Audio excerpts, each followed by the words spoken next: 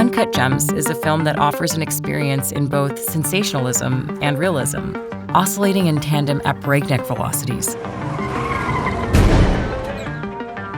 But what makes it feel so refreshing? How are the creative and technical components working so well together? Where do the Safdie Brothers draw their influences from? Last time I was on this stage, I fell like twice. And Josh, I love you. I love you. If we look at Josh and Benny Safdie's body of work, it's not hard to see their love for the new Hollywood movement of the 1970s.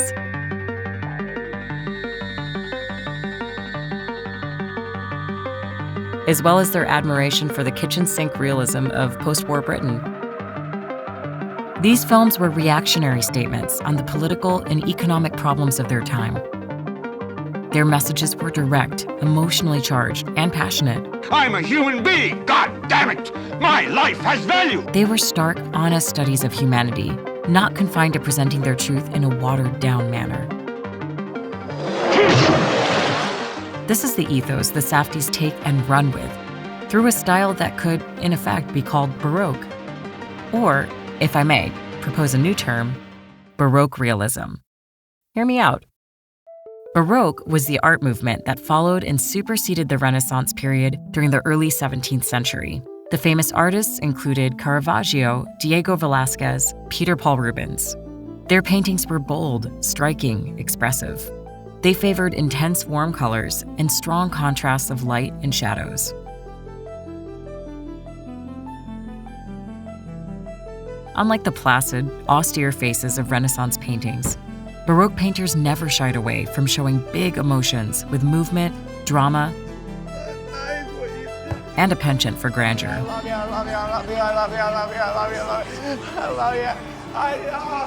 Baroque is a word seldom used to describe movies, but I once came across it in a profile about the Italian director Bernardo Bertolucci. I think that every film, even a fictional film, is a kind of cinema verite. You always start with fiction, and then you always end to do cinema verite, to do documentary. But look at the way Bertolucci uses light and shadows. Demonstrative and unmotivated camera moves. High melodrama.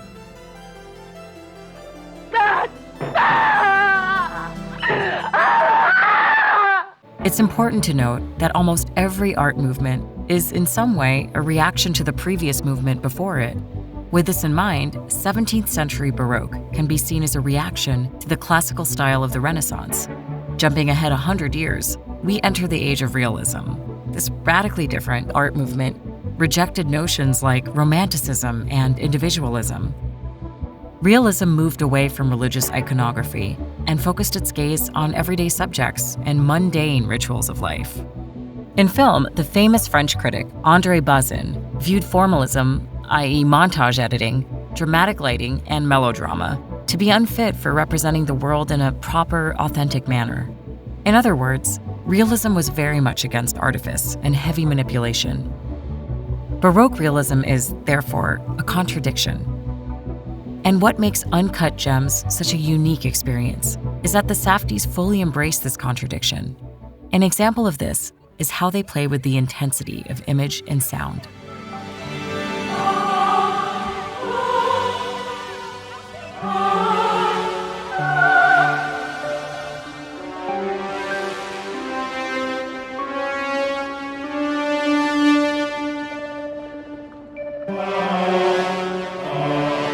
This contrast and modulation of extremes underscore a rawness of feeling and impact. Realism, of course, can be interpreted differently with each director. Look at this scene from Amour, directed by Michael Haneke. Qui est-ce? Eva? Oui. Un instant.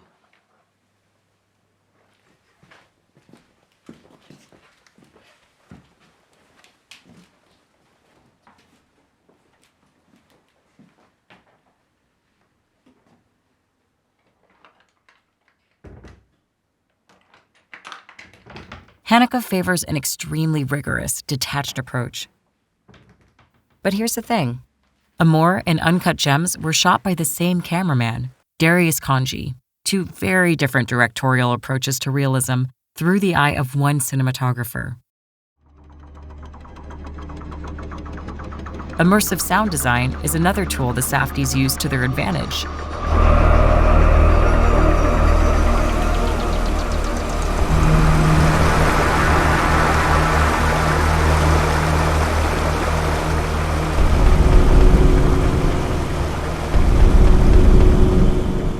Creative restraint is a kind of virtue in realism. This is not always the case with the Safdies.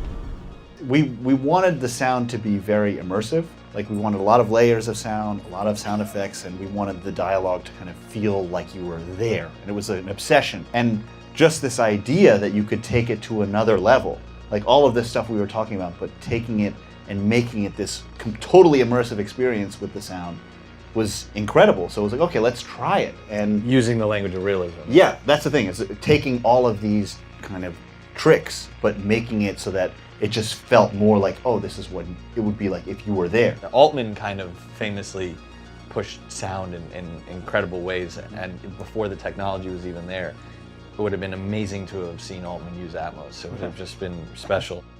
It really is. Maybe that's not a bad complexion. If you boys have any problems, my tent is right. I was saying, if you boys have any problems, my tent. I like the earrings. Those are great. I was coming here checking out some movies, When's the last man? time you cleaned them? Talking about. Let me clean this for you. You can clean them real Let me quick. throw them in the ultrasonic for you for free. What's this gonna cost okay? For free. For free, for real? Sure.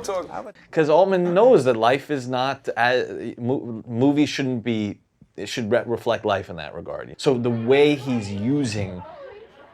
working within realism, and you're listening to it through the fidelity of so many speakers, and you should have everything, and you should be able to selectively tune things out, but they're still there. You're not gonna throw up. Most movies today incorporate both formal and realist elements. But the Safdies are different. Their approach to form is an extreme mix of documentary-style camera work, dirty frame compositions, naturalistic dialogue, casting of non-actors, location shooting, energetic music, bold colors, restless movement, melodrama, and genre tropes. And what about the anxiety-inducing feeling we get from watching it?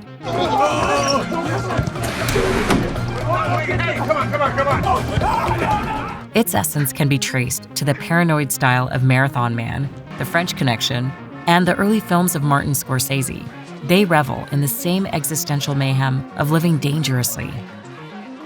But the Safdies, to their credit, managed to update the recipe while injecting their own manic sensibilities. What an honor. Long distance road trip. Sandman, we wouldn't be here without you. Hitchcock once said, "Movies are like real life, with all the boring parts taken out." Uncut Gems never feels boring, because everything in it feels intensely real.